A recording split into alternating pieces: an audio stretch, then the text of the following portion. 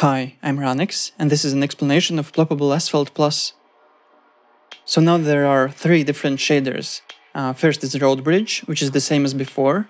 The second is Drain Bridge, which is used for gravel. And the third is simply Road, which is used for grass and cliff.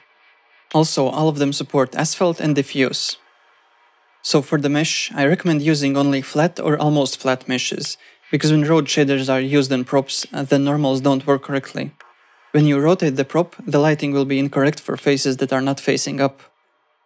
For the main model, I recommend having it 2 cm above ground and using an invisible thin triangle to make the game think the prop is bigger.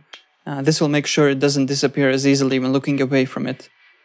For LOD, I recommend 5 cm above ground, just to make sure there will be no Z-fighting when zooming out. About the sizes, there seem to be some limitations to the size. For example, the simple road shader displayed incorrectly for a 32 meter prop. There might be other size limitations as well. And now the textures. Here I imported 3 props with the same textures, but using 3 different shaders. By the way, you shouldn't use exactly the same textures on different props using different shaders, as loading screen mod might think they are the same, and then only one of them will work. Make sure you change at least 1 pixel a bit on the alpha, color or illumination map. So on the left is the road bridge shader. As you can see, the alpha map works as you would expect.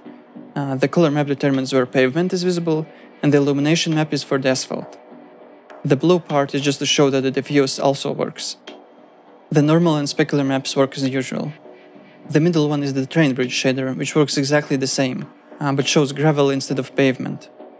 Then there's the regular road shader, which is a bit different.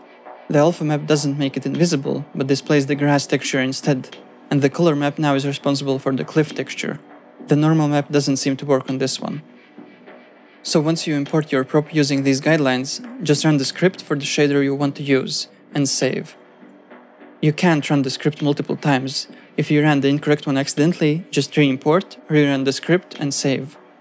That should be all the info you need to create your own props. If you're interested in technical details on how this works, keep watching. Basically, when a road shader is applied to a prop, the normals are incorrect. It flips the face normals, but doesn't flip the vertex normals. The simple road shader seems to flip both of them. Also, the road shader stretches the entire mesh in the y-axis, which is the z-axis in-game. So what the script does is it flips the normals correctly and compresses the mesh in z-axis. Also, it applies magenta vertex painting, because that's what road shaders require to have full control over UV mapping. It disables the automatic UV tiling, which is used for actual roads. Then it also disables ruining and puts the appropriate mesh name tag so the mod can recognize it.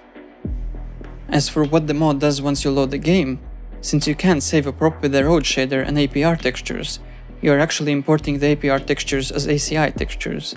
So the mod gets the ACI map, applies the road shader, and then applies the ACI map as an APR map. It also applies the color variation based on the one in your settings. This is for the asphalt color. And also it reduces the generated info X and Z sizes. This makes the hover selector circle smaller. And then it sets render distances so that the props have basically infinite draw distance. So that's a simple overview on how it works. I hope this video is helpful or entertaining. This is Ranix signing off.